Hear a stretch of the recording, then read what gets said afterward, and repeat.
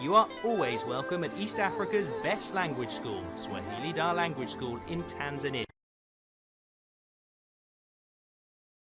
Habari, karibu sana.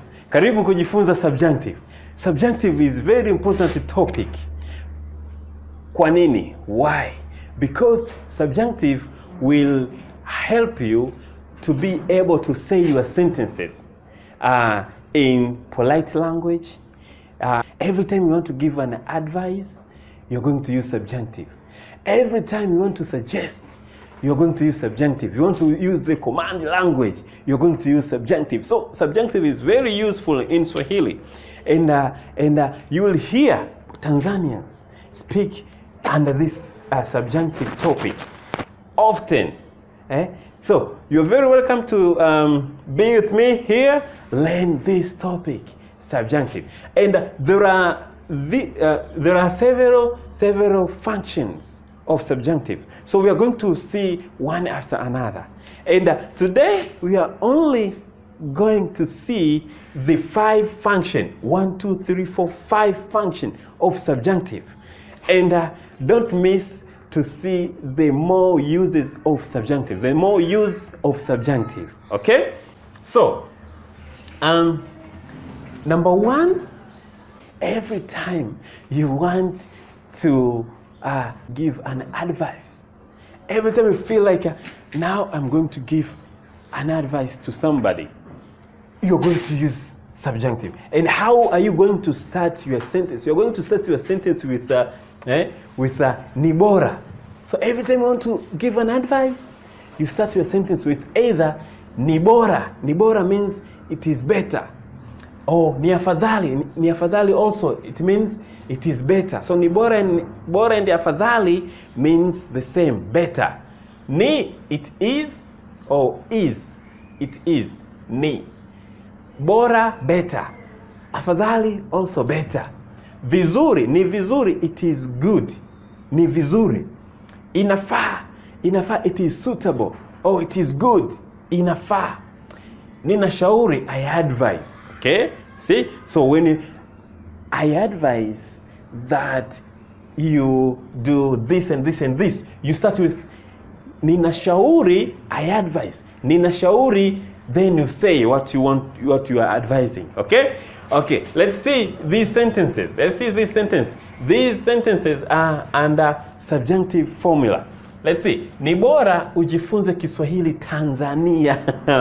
Ni bora ujifunze Kiswahili Tanzania. I don't want to make trouble with my friends in Kenya, but ni bora ujifunze Kiswahili Tanzania. The meaning of the sentence is, it is better, we imply that. But it is better that you learn ujifunze. You learn Kiswahili, Swahili in Tanzania. So it is better you learn Swahili in Tanzania. So you see this, you see, you remember our formula when we make sentences. We say the tense after you say you, then you say the tense mark. And the tense mark is there for present tense. But in subjunctive formula, no present tense. No present tense, no STV formula. You remember, did you watch my sentence construction video? If you watch that video, you see there is a STV formula. Subject, prefix, tense, and the verb. Nina soma, like Nina jifunza, like unajifunza, unajifunza. Unajifunza, you have the subject, prefix, you have the tense, this is the time, and this is the verb, STV. That was the formula. But in subjunctive, we don't have the tense in subjunctive, no tense. So, u, jifu, and the last vowel a becomes e. That is subjunctive. No tense, the last vowel a. Once it is a, you remember, we have different groups of verbs. We have Bantu verbs. These Bantu verbs end with a. So the end vowel a becomes the e. And subjunctive. You see that? Okay. So ninajifunza. The end a become e. So ni bora, it is better, you learn Swahili in Tanzania. You see that? Okay, look at this. Ni afadhali uamke mapema. Ni afadhali uamke mapema. It is better, again, it is better you wake up. Amka is to wake up. Amka, amka. But this, because it's subjunctive, we change it. Amka to amke. So it is better you wake up early. Number 3. Ni vizuri, it is good. Tupande basi. Ni vizuri tupande basi. It is good we take the bus. It is good we take the bus. Tupande, not tunapanda. No, you don't put the tense. You don't put the tense. No tense mark. No na, no li, no ta. As you watch my sentence construction video, there is a na for present tense, li for past tense, ta for future tense. But here, know that we don't have those tenses. So you just say, ni vizuri tupande basi. We better take the bus. It is good. It is good we take the bus. It is good that we take the bus. Inafaa, it is suitable, it is good, it is suitable wajifunze kwa bidii. It is suitable they learn hard, or they learn with effort. Kwa bidii means hard or with effort. So inafaa, it is suitable they learn with effort or hard. Okay? All right. I'm sure you're with me. Are you with me? Okay, so pause the video and tell me the meaning of this. Ninashauri we maliza. You remember maliza? Maliza is finish, but in subjunctive you say malize. Ninashauri tumalize kazi. Ninashauri tumalize leo kazi hii. I advise, that implied we finish today this work. I advise we finish today this work. So I'm advising that we finish today this work. So this is how you make your sentence into subjunctive. Is it easy? So every time we feel like, now I want to advise this. It is good that no, I think it is better that, see, it's more politely, I think it is suitable. You need to say, I think, ninafikiri. I think is ninafikiri, then ni vizuri, it is good. Inafaa, it is suitable. We take the bus. Tupande basi. I'm sure you are with me, and I'm sure you understand this. Okay, so let's see the second function of subjunctive. This was the first function of subjunctive. Every time when we give an advice, or when you tell the advice, we use that function. Okay, now let's see the second use of subjunctive. The second use of subjunctive is when you want to use the command language. When you want to use the command language, you say, ni lazima, ni lazima, ni lazima. You're serious. Ni lazima. You must, he must, she must, we must, they must, we, you all must do this, do that. You say, ni lazima. So, remember, the first one is when every time you want to give advice. The second function is when you want to use the command language. You start saying, ni lazima uondoke hapa sasa hivi. You must live here right now. Sasa hivi, sasa is now. Sasa hivi, sasa hivi is right now. Hapa is here. Uondoke, you live. So, you must live here right now. Ni lazima uondoke hapa sasa hivi. Okay? Ni lazima ufike ofisini mapema. Pause the video, tell me the meaning and play it. Ni lazima ufike ofisini mapema. You must get to the office early. You must arrive. Fika, ufike, to arrive and to get to the office. You must arrive to the office early. Ni lazima watoto wako waende shule. Your children must go to school.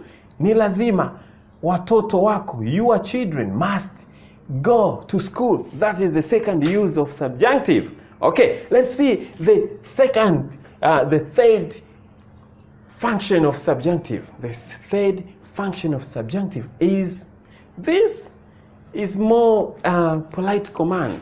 It can work as second use or as the first use. The third use depends on the context. Maybe if you use it politely, then it means like you add an advice, polite command.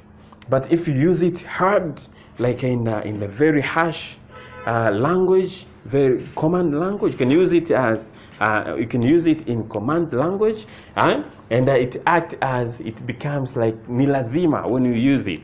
So here is more a polite command. Inabidi, have to. Every time you want to say have to in Swahili, you start inabidi. So inabidi, who? Me, you, him, or them, or us. So inabidi, you wait a little bit. So you have to wait a little bit. Inabidi is have to. So usubiri kidogo. Subiri is wait. U is you. So inabidi usubiri kidogo. You have to wait a little bit. Kidogo. A bit. A little bit. Okay. Inabidi uje hapa leo. You have. Inabidi is you. You have to come here today. Inabidi uje hapa leo. You have to come here today. Inabidi mnywe dawa hii. Inabidi mnywe dawa hii. You have to take this medicine. In Swahili we say to take the medicine, we say like to drink the medicine in Swahili. So when you say you have, you all, mnywe, you all, for you all. So inabidi mnywe dawa hii. You all have to drink. Mnywe from kunywa dawa hii. So you remember here? Do you see something here? For Bantu verbs, for these verbs that end with a, for these verbs that end with a, we change a to e. The last ending becomes a. Like jifunza here becomes jifunze. Amka becomes amke. Panda becomes pande. Jifunza, jifunze. Maliza, malize. You see? And for Arabic verbs like subiri, wait, jibu, answer, jaribu, try, hesabu, count. So subiri, we don't change. Nothing is changed. You don't change the I to E like here. You just leave it as it is. You just say your sentence into subjunctive and you don't change the ending. So inabidi usubiri kidogo. You have to wait a little bit. Usubiri kidogo. You don't change. You don't say usubire. No. You have to wait a little bit. And here for monosyllabic verbs, like kula, becomes, the ending is ah. Like Bantu. They are Bantu also. So because the ending is a, we change a to e also. We change a to e. We change a to e. But this ku should go away. We skip the ku. You see? We skip the ku and the last ending a change to e. That's why here we say inabidi you all. Stand for you all. If it is me, it will be inabidi ni. If it is she or he, inabidi a. So you all is so inabidi you all have. Nywa is like drink. Drink is kunywa. So we drop the ku and we change the ending a to e. So nywe becomes nywe. So we put there nywe. So inabidi mnywe dawa hii. You all have to drink this medicine. Okay, you understand that? Okay, but also we have paswa. Paswa, you remember paswa is the verb, like to have to. Paswa is to have to, like ku paswa, to have to. So every time one say I have to go, you can say ninapaswa kwenda, like here. Unapaswa kusubiri. You have, this is like the normal verb, you see? The na is there and the verb is there. STV, like there. STV, like STV. Unapaswa. You have, we have the infinitive ku. You see? We have the infinitive ku there. Kusubiri. So, because this is the normal verb, then the second verb becomes ku. The second verb becomes ku because this is the normal verbs. Unapaswa kusubiri. Unapaswa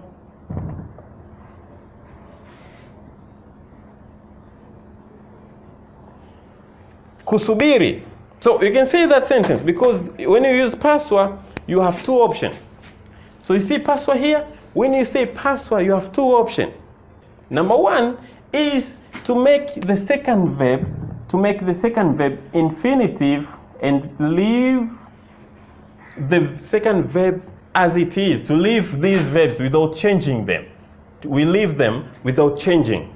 But the second option is you use paswa in the first as the first verb. The second verb, you need to make it subjunctive when you use that paswa. But because paswa also is have to, so we have two words to say have to in Swahili, either inabidi or paswa. So when you use paswa, use the normal verb, the normal tenses, like STV, like there I explained about STV. If you don't know about STV, go watch my sentence construction video. So unapaswa kusubiri or unapaswa usubiri. Both are correct. You can say that. You can say I have to wait. In Swahili you say ninapaswa kusubiri. I have to wait. To is infinitive. In Swahili is ku. Wait, subiri. So ninapaswa kusubiri. You see? But also you can use subjunctive after as the second verb. You say I have to wait. Ninapaswa. I have to wait. Ninapaswa nisubiri. Like here. Unapaswa kusubiri or unapaswa usubiri. The second verb can be infinitive or can be subjunctive. Okay? Check the second example. Unapaswa kuja.